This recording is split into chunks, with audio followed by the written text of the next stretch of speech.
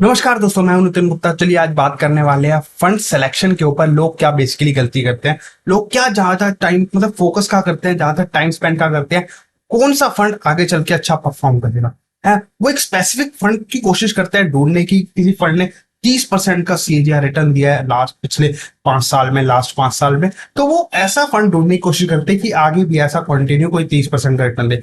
मैं आपको बता दूं, ऐसा फंड आप कोई ढूंढ ही नहीं पाएंगे है स्पेसिफिकली, बल्कि इवन फंड मैनेजर तक को नहीं पता होता कि मेरा फंड इतना अच्छा आउट परफॉर्म करेगा। बेसिकली आपको एक एवरेज देखना पड़ेगा, आपको एक एवरेज कैटेगरी, आपको कैटेगरी चूज करनी पड़ेगी है कि कौन सी कैटेगरी में मैं इन्वेस्ट कर रहा हूं, कौन सी कैटेगरी में। आप जैसे सपोज मैं एग्जांपल लूं, अगर आपने स्मॉल कैप की कैटेगरी ढूंढी, स्मॉल कैप की कैटेगरी ढूंढ ली है, और स्मॉल कैप के आपने सारे फंड देख लिए बेसिकली है, axis small cap fund, HDFC small cap fund, Nippon small cap fund है, ऐसे करके एसबीआई स्मॉल कैप फंड, ऐसे सारे फंड्स आपने देखे, तो आपने एक कैटेगरी ढूंढ ली स्मॉल कैप की है। अब उसमें सारे फंड्स हैं स्मॉल कैप के, अलग अलग फंड हाउसेस के, एएमसी कंपनीज के है।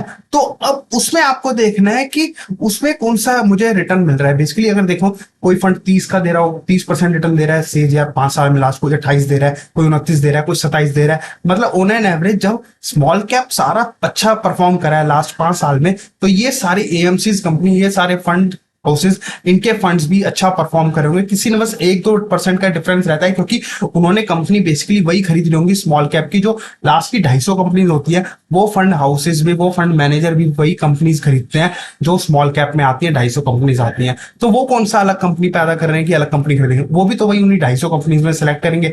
हाँ, ये रहता है कोई वेटेज कम रखता है, कोई वेटेज ज्यादा रखता है, किसी के पास किसी शेयर्स पे वेटेज ज्यादा होता है, इसमें कम होता है। तो आपको बस 1-2% का गैप मिलेगा, 2-3% गैप मिलेगा।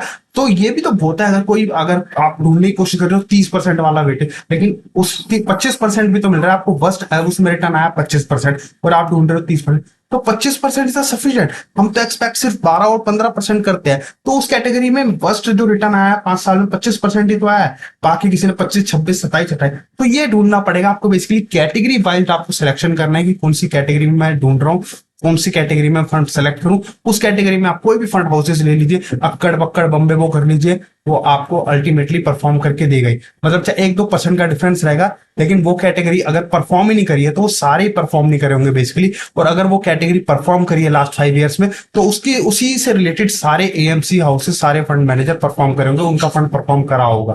तो यह वीडियो आपको कैसा लगा, लाइक एंड शेयर जरूर करें, और आप हमारे चैनल से जुड़ सकते हैं। अगर आप भी हमारे से कंसल्ट कर, अगर आप भी निवेश करना चाहते हैं हमारे थ्रू, तो आप हमसे भी कंसल्ट कर सकते हैं। बाकी mutual fund investment are subject to market risk, please read all the scheme related documents carefully. नमस्कार।